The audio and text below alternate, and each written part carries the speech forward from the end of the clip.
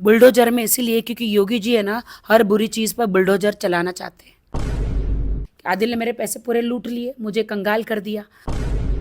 मेरे बच्चों के साथ कंपेयर करके बताता था कि मैं आपके बेटे जैसा हूँ। तो मैं वो बेटा बोलो, भाई बोलो, दोस्त बोलो, मैंने कभी उसको रिजेक्ट नहीं किया। जाके राखी का तो डोमेस्टिक वायलेंस या फैमिली मैटर है, वो केस में जो पड़ा है, जैसे कि आप स्टडी कर सकते हो। सीरियस केस तो ये है मैसूर का जो हुआ है। Hello and welcome. मैं हूं आकिब खान। आप सभी का स्वागत है बॉलीवुड क्रॉनिकल में। अब तक जो मैसूर की कहानी हम मुंबई में बैठ करके सुन रहे थे, अब हम आ गए हैं मैसूर और मैसूर की लोगों की ज़ुबानी सुनेंगे। इस वक्त मेरे साथ हैं राखी सावंत और अब्बास जी हैं।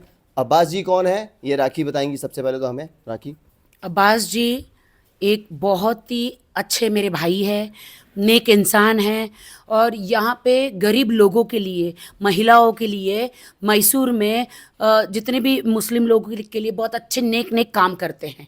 लेकिन जो मेरे हस्बैंड, जो एक्स हस्बैंड है आदिल खान दुरानी, बहुत जल्दी मेरा डाइवोर्स हो जाएगा। 17 साल से वो उनको जानते हैं, तो अगर उनके बारे में सब जानना है तो उनको पूछ लीजिए प्लीज़। अच्छा, बहुत रिश्तेदार आदिल के हम एक के बाद एक देखते गए। एक राखी आदिल की एक्स वाइफ बोलूँ ना मैं, राखी? अब एक्स बोलो, प्रेजेंट बोलो, कोई फर्क नहीं पड़ता। हम अलग है, डाइवोर्स नहीं हुआ। कभी कहता है शादी हुई है, कभी कहता है नहीं हुई है। मेरी बात छोड़ दो, जो हमारे मेन अतिथि यहाँ पे अब्बास जी है मैसूर से। जो जिन्हें ये भी कहा जा रहा था कि बाप बेटे का रिश्ता है। तो अब्बा जी, बहुत बहुत स्वागत है आपका। आपसे जानना चाहेंगे कि ये बाप बेटे का रिश्ता कैसे बना और कितने टाइम से आप आदिल को जानते थे, और अब आप बहू के साथ कैसे हैं? मैं बहू वहू नहीं हूँ भाई, प्लीज। अरे, अब बाप बेटे का रिश्ता तो राखी। वो उसने वो नहीं। भी रिश्ता नहीं रखा है। जब साथ उठना बैठना होता है, उम्र का मेरे और उसकी उम्र का बहुत फ़र्क है ना, तो उस हिसाब से वही अपने आप से मेरे बच्चों के साथ कंपेयर करके बताता था कि मैं आपके बेटे जैसा हूँ। तो मैं वो बेटा बोलो, भाई बोलो, दोस्त बोलो, मैंने कभी उसको रिजेक्ट नहीं किया। वो जिस तरीके से मेरा तीनों रिलेशन जो होते हैं वो लव के थ्रू होते हैं, मुझे उससे सही में उस तरीके का लव था जैसे मेरे बच्चों के साथ था। तो मैं बता रहा हूँ आपको, मैं परसों तक भी, राखी के आने से एक दिन पहले तक भी मैं कंफ्यूज में था। बार बार राखी मुझे अप्रोच कर रही थी आपके बारे में, आप ही का स्टैंड से वो सब ये करता है वो करता है।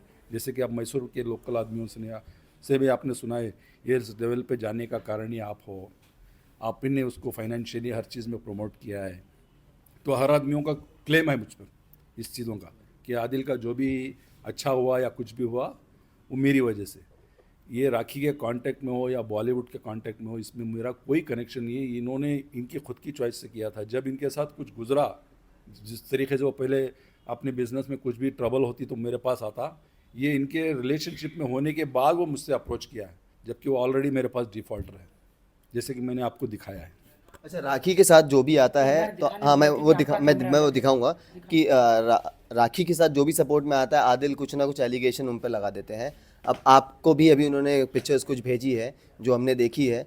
सो अब आप क्या करेंगे, लाइक इसके ऊपर आपकी क्या सफाई है? और अब आपको शायद से इस बात का अंदाज़ा भी नहीं होगा कि आपके साथ वो ये चीज़ करेगा, तो इसके लिए आप अगला क्या कदम उठाएंगे?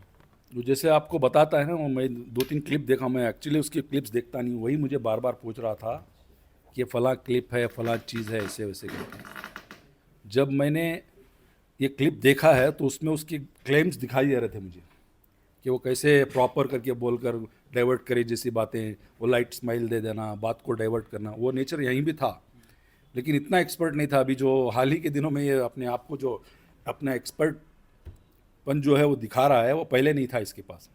ये कोई भी बातों में, 1-2-3 बातों में मैं इसको ट्रैक पे ला लेता था हकीकत रखकर। तो ये बातों से उसको उसकी हकीकत पता चल जाती थी कि ये कितना सच्चा बोल रहा है, कितना नहीं है। ये क्लिप वगैरह देखने के बाद मुझे पता चला कि इसकी मेंटालिटी क्या है। राखी बार बार मुझे ये बातों का क्लेम कर रही थी, आपका, आप जिसे बच्चा बोलते हो, भाई बोलते हो, ये मेरे साथ ऐसा कर रहा है, वैसा कर रहा है। तो मैंने राखी को 1 से 2 3 बार बताया भी था, तुम दोनों का पर्सनल मामला है, तुम दोनों मिलकर बैठकर उसका कुछ हल निकालो। साथ रहना हो तो भी करो या अलग होना हो तो भी करो, इसमें मेरी कोई राय नहीं होगी। प्यार मोहब्बत से जिस तरह रिलेशनशिप आपने बढ़ाए हो, उसी तरह आपने प्यार मोहब्बत से उसको ख़त्म करना हो तो भी ख़त्म करो। ये सब छोड़ो, मीडिया ट्रेल वगैरह सब। अगर आपसे कुछ सही मानों में गलत हुआ है, आप कोर्ट के थ्रू अपने जो भी है इंसाफ पूछो, वहाँ से इंसाफ लो। मीडिया ट्रेल में कुछ नहीं होता, उसको चाहिए वो चीज़ों से। जैसा कि केस के बारे में जो देखे हैं हम लोग, जो स्टडी किए हैं, उस हिसाब से राखी का तो छोटा केस था, बाकी था वो फॉरेनर का केस था। फॉरेनर के केस में वो लंबा गया है। अब वो फॉरेनर को छोड़ दिया है, जिससे वो फॉरेनर का इशू लाया, तो आप लोगों की मतलब आप लोगों का कंसंट्रेशन उसके ऊपर नहीं रहेगा, इसके लिए वो राखी को ला रहा है जाके। और राखी का तो डोमेस्टिक वायलेंस या फैमिली मैटर है वो केस में जो पड़ा है, जैसे कि आप स्टडी कर सकते हो। सीरियस केस तो ये है मैसूर का जो हुआ है, उसके अलावा एक एफआईआर 2 एफआईआर छोड़ो भी हो सकते हैं। इतने एफआईआर जो है कोई प्रोफेशनल आदमी ही कर सकता है। टोटल कितने एफआईआर है? मुझे पता नहीं, आप लोगों ने दिखाया उसके हिसाब से 17-18 है जो इनके पास आए। ये बता रहे हैं इनके पास आने के बाद ये खुद जाके उसको सर्च करेंगे, और भी हो सकता है 22 ज़्यादा नहीं। 22 मैंने अब तक देखा है कि ऐसे बहुत सारे केसेस आते हैं, तो कोई किसी के ऊपर डोमेस्टिक वायलेंस का केस आता है, किसी के पास सिविल का आता है। सो अलग अलग चीज़ों में आदमी फ्रेम होता है, बट आदिल हर किसी सब में फ्रेम हो रहे हैं, चाहे वो डोमेस्टिक वायलेंस हो, चाहे वो सिविल मैटर हो। उनके ऊपर डिफेमेशन भी केस लगा है, रेप का केस लगा है, जो कि सबसे आगे है जो चीज़। तो आपको लगा था कि आदिल इस हद तक भी जा सकते हैं? और एक और चीज़ कि इस सब के पीछे क्या है, कि आदिल की क्या मतलब क्या चाहता है वो, ये सब कर करके क्या मिलेगा उन्हें? इससे आप खुद जान सकते हो इससे क्या मिलेगा। क्रिमिनल केसों में ये इन्वॉल्व हुआ है कुछ अच्छा सोच के। मुझे अभी मेरा दोस्त बता रहा था, जाकिर भाई जैसे दोस्त है, वो बता रहे थे ज़्यादा करके केसों में बूढ़े बुजुर्ग और महिला हैं जो कोर्ट और स्टेशन को जा नहीं पाएंगे, जो उसको फॉलो नहीं कर पाएंगे। इस तरीके के आदमियों के साथ ज़्यादा मामले हुए हैं। अब मुझे और थोड़ा वक्त मिला तो मैं इसके बारे में स्टडी करके आपको कंफर्म बताऊंगा क्या क्या हुआ है क्या नहीं। फिलहाल जितनी मेरे सामने बात नहीं, आई मतलब है वो क्यों ये सब करने के बाद वो क्या चाहता है अभी, वो कह रहे पूछ रहे। वो मुझे क्या पता, वो ये करने वाले को पता ये है। जो नहीं, ये जो मुंबई टू या मैसूर टू मुंबई एक्सप्रेस जो चालू हुई है, इसका स्टेशन क्या है? ये स्टेशन कौन सा आएगा? ये मुंबई तक की कहानी खत्म हो जाएगी, या फिर क्या चाहता है उसके पीछे का कुछ तो? मैं आपको चार्ट्स वगैरह में इसकी जो बता चुका हूँ। मैंने इसको बहुत पहले राखी के साथ जो मामला बिगड़ रहा था उस टाइम पर मैंने बताया था, ये तू आग से खेल रहा है बच्चे, तुझे इसमें बहुत गहरी चीज़ लगेगी, तो बहुत लाइटली रहे, छोड़ो भैया ऐसा वैसा। राखी ने मुझे जब ओशीवारा स्टेशन को पहले लेकर गए थे, राखी ने मुझे कॉल किया था, आप बोलो अभी आप जिम्मेदारी लो मेरे रीपेमेंट की, मैं अभी इसको भेज कर देती हूँ। तो मैं इसको कॉल किया है, भैया आप फिक्र मत करो, मेरे 2 लॉयर खड़े हैं, आप वीडियो कॉल में आओ, 10 मिनट में स्टेटमेंट दे के निकल जाऊँगा। दूसरे दिन फ़ोन करता नहीं, मुझे जेल जाना पड़ेगा भैया। तो मैं क्या बताना चाह रहा हूँ, जिसके साथ जो जिस तरीके से ये कर रहा था, तो मैं इसको ऑलरेडी बोल दिया था इसकी भविष्यवाणी कि ऐसा होगा, तो वो फेस नहीं दिखा पा रहा था। और अब कभी भी अपनी इमेज मेरे साथ अच्छी रखना, क्योंकि मुझे मेरे साथ उसको फाइनेंशियली ट्रांजैक्शंस करना था, लेना देना था, तो मुझे कभी खुल के ये इतने लेवल का क्रिमिनल होगा ये मुझे पता नहीं था। 2017 से मुझे आप जैसा आप लोगों के पास जो डॉक्यूमेंट्स वगैरह देखा, 2017-18 से इसकी केस है। राखी से पहले, राखी के बाद की केसेस का पता नहीं है। 2022-23 तक भी हुए हैं। जैसे मेरे दोस्त जाकिर भाई ने 1-2 केस किए थे ऑन अकाउंट दिखाकर, वो गाड़ी का आप जो बताए थे फोर, और वो न्यूज़पेपर वगैरह आप जो ये दिखा रहे थे, जिसमें उसने गाड़ी को स्टक्करिंग करूंगा बोलकर गाड़ी लेकर चला गया, उसका एफआईआर भी हुआ, केस भी हुआ। अभी भी एक केस रनिंग है। एक केस को हमने ही, मैंने आप जैसे मेरे दोस्त को भी बात करवाऊंगा, मैंने उसको रिक्वेस्ट करके क्लोज़ कराने के लिए बोला। ये बोलने का रीज़न क्या था, मैं समझा एक ही केस होगा, अनजाने में हो गया है, चलो इसको सुधारेंगे। लेकिन बाद में ये केस पे केस एक जब साथ में आए, तभी मुझे पता चला इतने केसेस हैं। तो इसको कोई डिने नहीं कर सकता ना, ये तो रिकॉर्ड्स में है। एफआईआर मतलब अब अभी आप ऑनलाइन आप चेक कर सकते हो। मैं खुद शॉक हो गया, इतने केसेस इसके ऊपर है कैसे, सभी इसी तरीके के केसेस है। कोई बताता है एक्सपर्ट, जिसको जो कोर्ट स्टेशन से इरिटेशन होता है जाने के लिए, जो मतलब अपने आप को ख़ानदानी आदमी समझता है, ये समझता है, वो जाने के लिए कराते हैं, चाहे भले वो आगे वाले की कोई गलती हो। क्या करना है, मुकद्दर का किस्सा है, चलो वेट करेंगे, दिया तो ठीक है, नहीं तो छोड़ देंगे। इस तरीके के भी बहुत मामले हैं, अभी हाल ही में आए हैं। ये पता नहीं है हाल ही में एक हफ्ते से ये चीज़ें मेरे पास क्यों आ रही है। ये होना आज तय था शायद, या ये इसके अपोज वाले की। आज तो मतलब सरहद से पानी हो गया कि जो उनको पिता पिता कह रहे थे उन्हीं को धमकी दे दी, और ऐसे ऐसे उन्हीं के मतलब कहीं बाहर गए होंगे, एक ही कमरे में वो भी थे, भैया भी थे। तो भैया अगर बालकनी में खड़े हैं तो ऐसे अंडरगारमेंट्स में फोटो लेकर उनको कह रहे कि अगर राखी को सपोर्ट किया तो मैं और वीडियो वायरल कर दूंगा, मतलब भैया को धमकी दे रहे। इस पे भी केस बन सकता है हैरेसमेंट? डेफिनेटली वो करेंगे।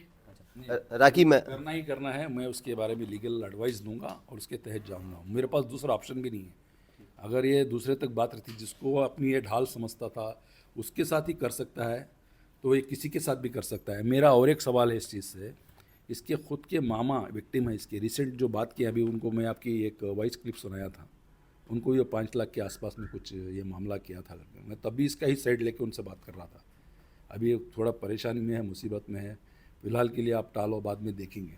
यहाँ तक भी उसको मैं सपोर्ट कर रहा था, मतलब इसके मामले में। और वही भी बात हो, ये मैं बनी बनाई राखी आके मुझे बोल रही है 2 दिन से मैसूर में, इसके लिए नहीं बोल रहा हूँ मैं, पहले आपको पहले भी बता चुका हूँ, जो भी बोला हूँ आप कभी भी आप मुझे उसकी क्लैरिफिकेशन ले सकते हो। अगर आप नहीं ले सकते तो उसी को मेरे सामने बिठाओ। आपके पास जो जो मामले आए थे, मैं इनको भी एडवाइस वही कर रहा था, आप ब्रेक फेलोर जैसी कोई मिले वो बातें तो आप करेंगी। मेरे से जो 5 सवाल पूछना चाहते हैं स्टेडियम बुक करके, मेरा छोड़ो, मैं तो गरीब हूँ, मैं तो इनोसेंट हूँ, सीधी सादी। आप जो सवाल है ना, अब्बास भाई के सामने बैठो और उनके सवालों के जवाब आप दो, आदिल खान दुर्रानी।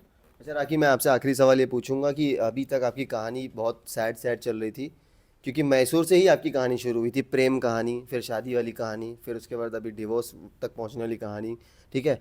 अब वापस जब आप मैसूर आई हैं तो अब खुशियां वापस आपके, बोलते हैं ना कि घर वापस ऐसा लग रहा है, क्योंकि गाड़ी, कल मैं उसके बाद बुलडोजर आपको में भाई, एंट्री करी मैंने मैसूर में।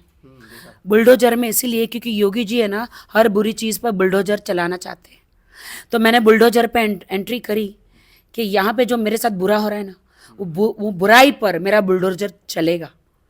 और हाँ, कल मैसूर वालों ने मुझे बहुत ही मेरा स्वागत किया, मेरे अब्बास भाई ने, जाकिर भाई ने, शाहबाज ने, शैली, राजा राम, और भी बहुत सारे मैसूर वालों ने बहुत ही मुझे प्यार दिया। इतने 2-3 महीने से रो रो के मैं थक गई। मेरे ख्याल से तो मैं 1 साल से रो रही, जब से मेरी मॉम एक्सपायर हुई है। तो कल मैं शाहबाज के साथ एक वीडियो कर रही हूँ, तो इन सब ने मिल के मुझे एक कार गिफ्ट करी, क्योंकि इनको देखा नहीं गया। आदिल ने मेरे पैसे पूरे लूट लिए, मुझे कंगाल कर दिया और मैं ऑटो में घूम रही हूँ, तो इन्होंने मुझे कार गिफ्ट करी। So thank you so much हमसे बात करने के लिए, और आप सभी भी जुड़े रहिए और देखिए कि मैसूर से जो एक्सप्रेस मुंबई तक। मैं थैंक यू कहना चाहती हूँ मैसूर वालों का, जाकिर भाई का, अब्बास जी का, कि भले अब मुझे ज़िंदगी में कुछ नहीं मिले, आप भाई लोग आए ना साथ में, तो इस अनाथ को एक सहारा मिला, बस और कुछ नहीं। तो राखी और आदिल एक्सप्रेस, अब अगला स्टेशन कौन सा होगा इनकी एक्सप्रेस का वो हम देखेंगे, ठीक है। राखी, थैंक यू सो मच हमसे बात